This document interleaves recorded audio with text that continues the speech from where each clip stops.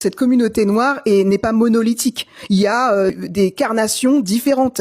Il y a des personnes qui sont dark skin, des personnes qui sont light skin, mais il y a des variétés dans les cheveux. Toutes les personnes light skin n'ont pas les cheveux bouclés. Il y a des personnes light skin qui ont les cheveux cassés. Enfin bref, il y a une variation et pas que par du fait du colonialisme ou je sais pas du métissage.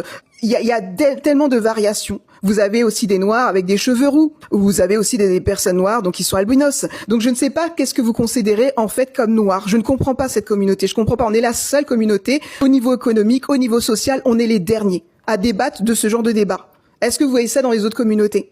Est-ce que vous le voyez? Est-ce que vous voyez un caucasien dire non, toi tu es brun, tu peux pas parler parce que non, toi, moi je suis blonde et moi je suis rousse, ou je sais pas les asiatiques. Est-ce que vous voyez, même s'ils ont peut-être des divergences, ils sauront se mettre autour, être dans l'unité et non dans la division pour débattre de choses stériles. On est les derniers. Donc, il y a un moment donné, il va falloir changer, renouveler ses pensées. Je vous recommande d'ailleurs de lire donc le livre Belle Green, d'accord, d'Alexandra Lapierre, d'accord.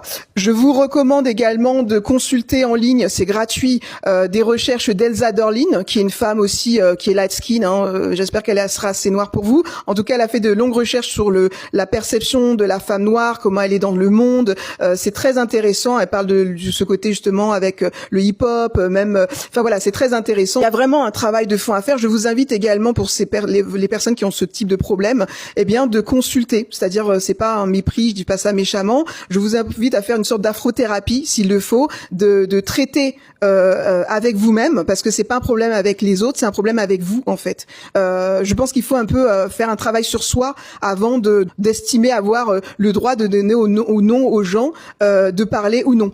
Donc il y a un moment donné, va falloir changer de paradigme, va falloir changer de mentalité parce qu'on n'avancera jamais. Moi, si je pouvais me peindre en violette, si je pouvais changer de couleur, alors ça n'a rien à voir avec un complexe d'infériorité. Je vous assure, des fois, je ne comprends pas cette communauté. On marche sur la tête. Il y a rien qui va. Il y a une hypocrisie qui est latente.